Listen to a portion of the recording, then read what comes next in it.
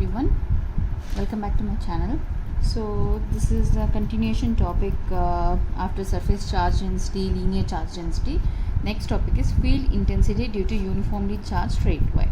Okay, so considering this as some a rod, okay, with some charge density rho L. Okay, rho L means it is nothing but linear charge density. Okay, so we will see how to calculate the field intensity when the wire is uniformly charged. This is uniformly charged. How to find the field intensity in this rod, we will see in this derivation. Alright, so you consider uniform rod of negligible cross section, that means its area is neglected. Okay, it is placed parallel to the z axis as shown. So this is the z axis, so it is placed parallelly. Okay, now the length of the rod, see this, the length of the rod is plus alpha and this is also alpha. That means total length of the rod is alpha plus alpha is 2 alpha. So I'm just writing here, let 2 alpha is the length of the rod, length of rod. Alright, next we will assume that point P, there is one point P which is where the field intensity we are supposed to be finding out. This point we will be finding the field intensity. Okay, consider this point as P. Now consider the distance with it from the origin. With respect to origin to P, the distance is considered as R. Okay, OP, the distance is considered as R. Next we will say the rod is uniformly charged distributed, right?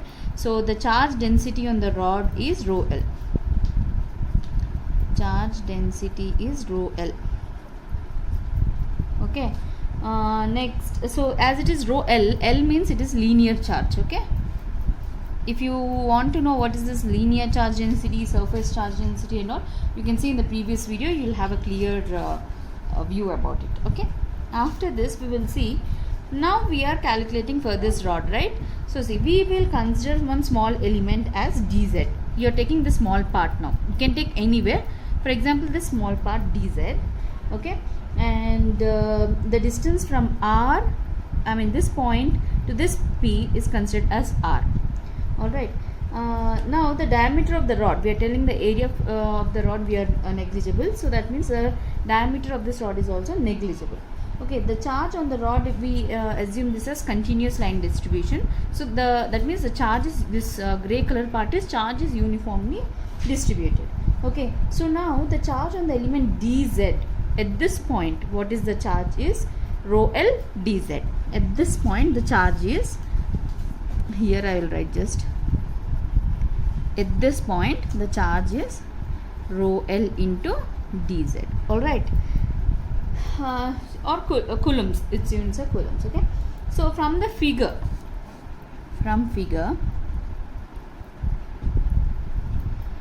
we know, see now this is like a right angle triangle, this is hypotenuse. Okay, with respect to this one, this is the adjacent side with respect to theta, this point. Okay, this is the opposite side. Okay, this is in the form of a right angle triangle.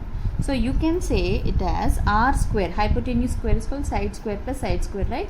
So that is capital R square is equal to small r square plus z square. That means if you take the square root of this one, r is equal to square root of r square plus z square. Okay, now field intensity formula we have already seen in previous videos. I'll just write it. If you don't know, please get back to those videos. Field intensity at P due to dz, I mean this point dz, that is given as electric field intensity is 1 by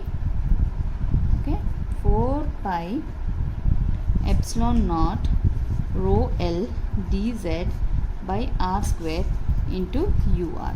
So this is for linear charge density, this is the formula as well. Alright, so this is the electric field intensity at point due to dz. Okay, rho L is the linear charge density. Okay, so now here ur is the unit vector. You can also write ur as r by modulus of r. This is ur. Okay, unit vector.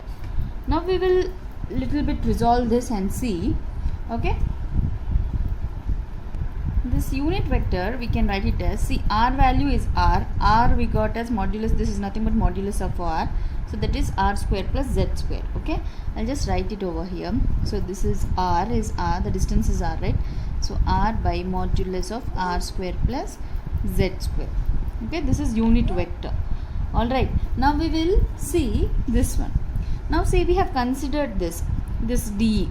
If you extend this line little bit more after this point P, so that means is the electric field intensity is happening over here, right? So that means if we resolve this into two components, that means dEy with respect to y, and this is dz only, this axis is z, so dEz. We have divided this into two components. I mean, this is on the negative side, so you can write it as minus dEz. Okay, so if anything, a similar element of length dz is considered on either side of this one, this we have taken this one, right? If it is on this side, you can take it as negative. If it is on that side, you can take it as positive. It's up to you. Okay, negative side, this is negative. Okay, and the field P due to this strip would also be, then if you consider this and extend this, okay, then that will be dE. Again you will get dE with respect to dz will be minus, same thing you will get. If you want, you can draw like this also, that's what I'm telling over here. Okay, so by that, see, this resolving this, you can just simply write it as, I'll just write over here. Okay, this is just to find the resultant vector, I mean the electric field intensity what we have got over here, right? That is what we did.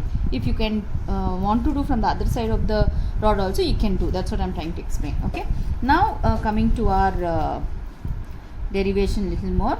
Okay, now we have got ur value, right? Substituting this ur value in this equation, so that is dE will become 1 by 4 pi epsilon naught rho L dz. So this r square is nothing but this one only. Okay, root of r square plus z square whole square into ur is this one, r by root of r square plus z square. Okay, now so we'll get it like 1 by 4 pi epsilon naught. Okay, so rho L dz. So this will become r square plus z square into, this is nothing but r square plus z square. If I write this root in this way, 1 by 2, this is 1, so that is 1 plus 1 by 2 is 2 plus 1, 3 by 2, right? So that's what I'll write some more here, 1 by 4 pi epsilon naught rho L dz into r by r square plus z square 3 by 2, or simply I'm writing this here, rho L into r by 4 pi epsilon naught into dz by r square plus z square into 3 by 2. So this is d, electric field intensity. This is how you can find. All right, this is the electric field intensity for certain point. Okay, the small point what we have taken. So if you want to know the electric field intensity for the entire rod, then you can take it as, I'm just writing over here. So the resultant field intensity at P over entire length, so it is given by, okay, we have alpha plus alpha, right? So you should differentiate this expression, integrate this expression, integrating d of er with respect to plus alpha and minus alpha. So this one, okay, what we have got, just writing over here, integrating plus alpha minus alpha. Okay, so this you will get it as er is equal to rho L by 2 pi epsilon naught r square root of r by a whole square minus 1. This is what is the, on simplification you will get, on simplification. All right, just applying the integration part for this one over here. So if you integrate this, the answer is this one, rho L 2 pi epsilon naught r r by a square minus 1. I think this is clear.